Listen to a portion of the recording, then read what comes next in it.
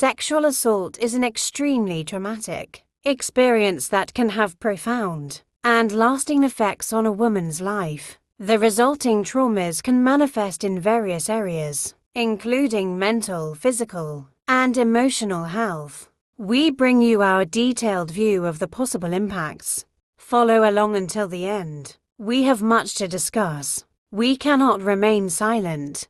Our heartfelt support goes out to the victims of sexual assault. Count on us. Let's start with the psychological effects. Post-traumatic stress disorder. Shall we?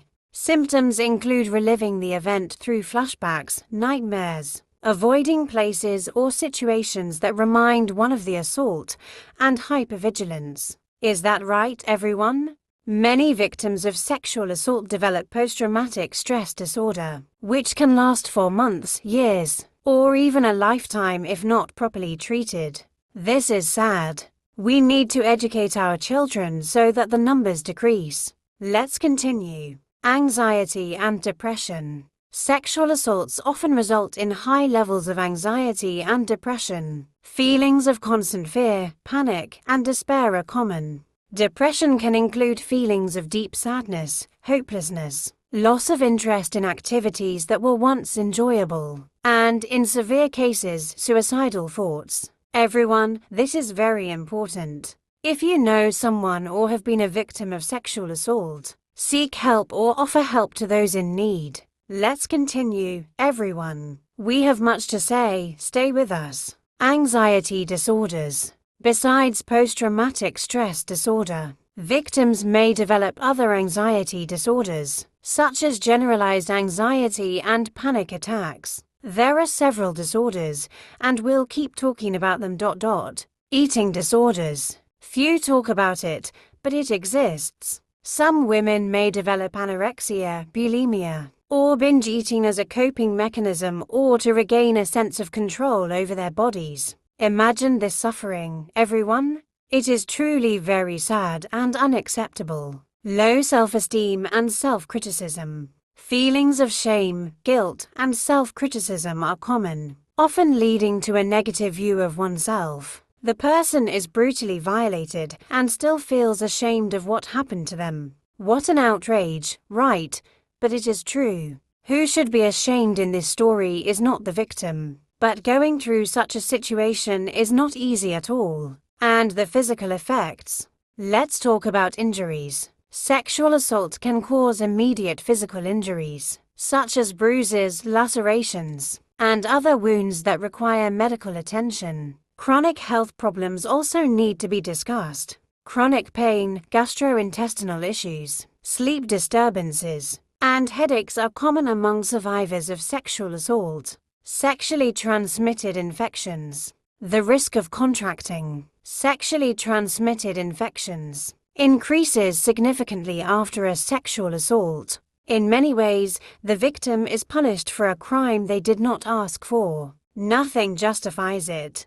Gynecological problems. Sexual assaults can result in gynecological complications, such as infections, chronic pelvic pain, and menstrual problems. And the emotional effects. What do you think? Comment below. Feelings of shame and guilt. We already mentioned it, and we will repeat it. Victims feel deep shame and guilt, even though they are not to blame for what happened. This can be exacerbated by inadequate responses from those around them, such as victim blaming, fear and paranoia. Sexual assault can result in constant and irrational fear. Fear of being attacked again, and fear of specific places or situations.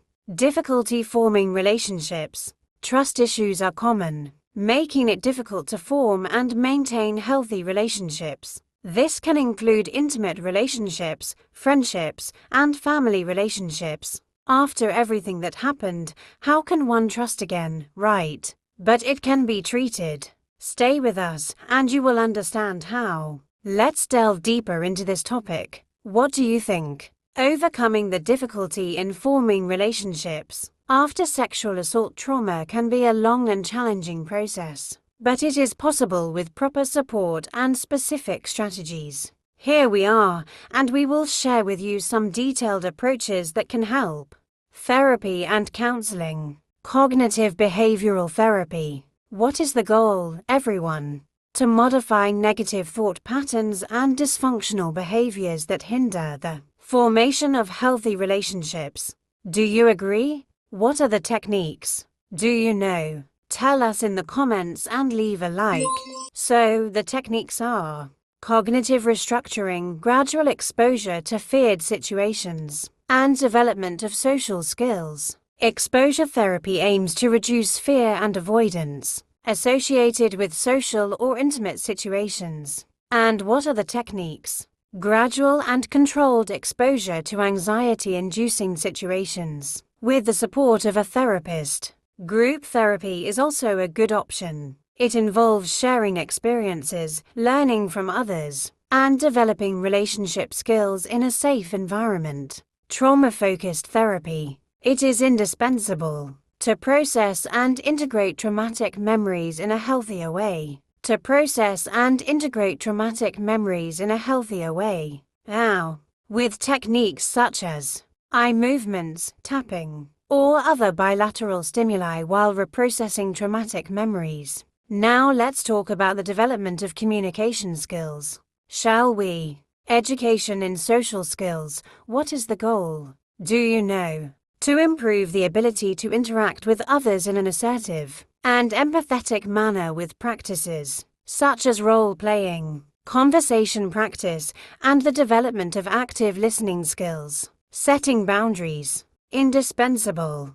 Pay attention here, everyone. Learning to establish and maintain healthy boundaries in relationships is fundamental, isn't it? Of course it is. For all relationships. Identifying personal needs, clearly and assertively communicating boundaries, and respecting others' boundaries. Now, let's talk about building trust. It's necessary to start relationships gradually, but how? Building relationships slowly and gradually to allow trust to develop naturally. Do you agree? Start with casual interactions. Gradually increase emotional and physical closeness, and consistently validate your own feelings and boundaries. Transparency and honesty. We understand that it is not easy to express our feelings and desires, but we need to practice creating an environment of trust and safety based on honesty with techniques such as openly communicating about feelings, needs, and boundaries, and encouraging reciprocity. And what about the support network?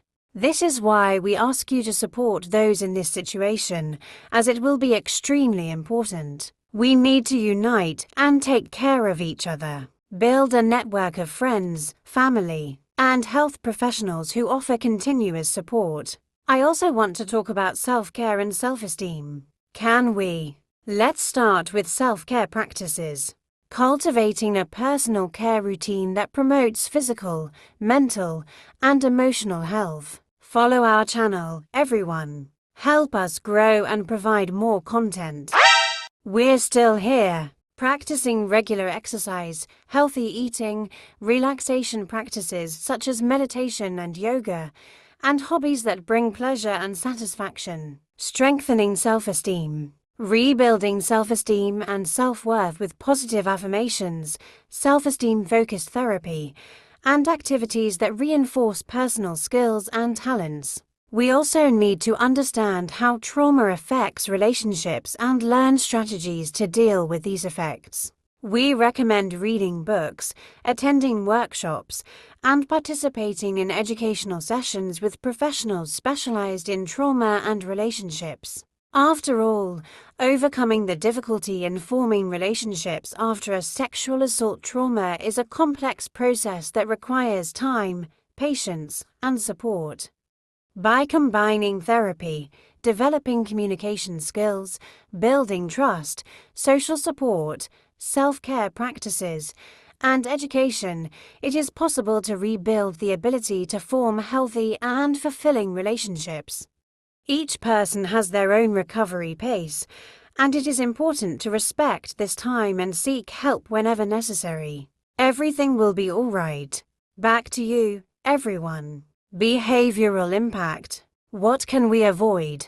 Avoiding people, places, or situations that remind you of the assault. This can lead to social isolation and difficulties at work or school. Especially avoid self-destructive behaviors. Some may turn to substance abuse, alcohol, drugs as a way to cope with emotional pain. Let's delve deeper into this because it is very important. Improving self-destructive behaviors after a sexual assault trauma is a delicate process that requires a comprehensive and compassionate approach. We are here to help you with all of this. Therapy and counseling are indispensable, starting with cognitive behavioral therapy. The goal is to identify and modify negative thoughts and behaviors with techniques such as cognitive restructuring, activity planning, and developing coping skills. Trauma-focused therapy is indispensable for maintaining a healthier and more dignified life. It helps process traumatic memories more healthily with techniques such as eye movements, tapping, or other bilateral stimuli while reprocessing traumatic memories. Exposure therapy also helps a lot because it aims to reduce avoidance and fear associated with triggering situations. With techniques such as gradual and controlled exposure to traumatic memories or situations with therapeutic support. Development of coping skills is another indispensable one. Increasing present moment awareness and reducing emotional reactivity with techniques such as mindfulness meditation. We've talked a lot about this here on our channel. Conscious breathing and grounding practices. Research these techniques. There's a lot of information here on YouTube. Don't forget to follow our channel, everyone. Emotional regulation skills. How do we do this? Do you know? Learning to identify, understand, and manage intense emotions with techniques such as emotion journaling, breathing exercises, and activities that promote emotional well-being, exercise, hobbies, art. If you want me to talk more about any of these topics, leave a comment below. Distress tolerance skills. Have you heard about this? It's about developing healthy ways to cope with crises without resorting to self-destructive behaviors, with techniques like distraction, such as listening to music, reading, or exercising, self-soothing, hot baths, aromatherapy, and reconsidering the pros and cons of behaviors. Everyone, once again on this. We need to rely on the continuous support of mental health professionals. Having a support network is crucial, and the professional's role is important because it's necessary to have access to specialized therapies, medical guidance for treatments such as medication, and counseling during crises. And also, once more, finding support in groups of people who have gone through similar experiences. Sharing experiences, receiving advice, and feeling less isolated. Building and maintaining healthy relationships with friends and family. A warning here, everyone. Avoid toxic substances. Do you agree? The goal is to reduce or eliminate the use of alcohol, drugs, or other substances that can worsen self-destructive behaviors. People try to find refuge in these substances and only make the situation worse. At this moment, the use of these substances is not advisable. And grounding techniques, have you heard of them? These techniques are used to stay present and focused on the current moment. But how, everyone? Deep breathing, counting objects in the environment, or focusing on physical sensations like holding a cold or hot object. I usually count numbers. It helps me connect with the present moment. Everyone has their technique. Find yours. Everyone, once again. We might sound repetitive, but we cannot let this go unnoticed. Improving self-destructive behaviors after a sexual assault trauma is a complex process that involves therapy, developing coping skills, building a support network, practicing self-care, education and awareness, and crisis planning. With proper support and continuous effort, it is possible to reduce self-destructive behaviors and promote a healthy and sustainable recovery. And what about sexual problems? What do you think? How is the sexual situation of a person who has gone through this trauma? Through a sexual assault. Will they have difficulties? Yes or no? Difficulties in sexual relationships, including pain during sex, lack of sexual desire, and fear of intimacy, are common. Leave your thoughts in the comments. We can help you with this too. And the social effects. There is a lot involved, folks. Take a look. Stigma and discrimination. Unfortunately, the stigma associated with sexual assault can lead to discrimination and social isolation. Some victims may be treated differently or blamed for what happened. Have you witnessed cases like this? On TV, on social media, there are many cases. And the impact on work and education? Difficulty concentrating, lack of motivation, and absenteeism can significantly impact a victim's career or studies. Once again, we need to talk more about this. We need to raise this flag. Let's talk now about the recovery process. First tip, medical intervention. Medical treatments for physical injuries and gynecological problems are crucial. Medications for depression, anxiety, and post-traumatic stress disorder may also be prescribed. Second tip, therapy and counseling. Third tip, support groups. Fourth tip, having a network of friends, family, and others. And last but not least, education and empowerment. Educational programs about sexual assault, victims' rights, and prevention strategies can help empower survivors and prevent future assaults. All that we have already discussed here, we cannot minimize this. The trauma caused by a sexual assault can be deep and multifaceted, affecting the mental, physical, emotional, and social health of a woman. It is essential that victims receive comprehensive and continuous support to aid in their recovery and rebuilding of their lives. Raising awareness and educating about the effects of sexual assault are also crucial to creating a more understanding and supportive society. Count on us and see you next time.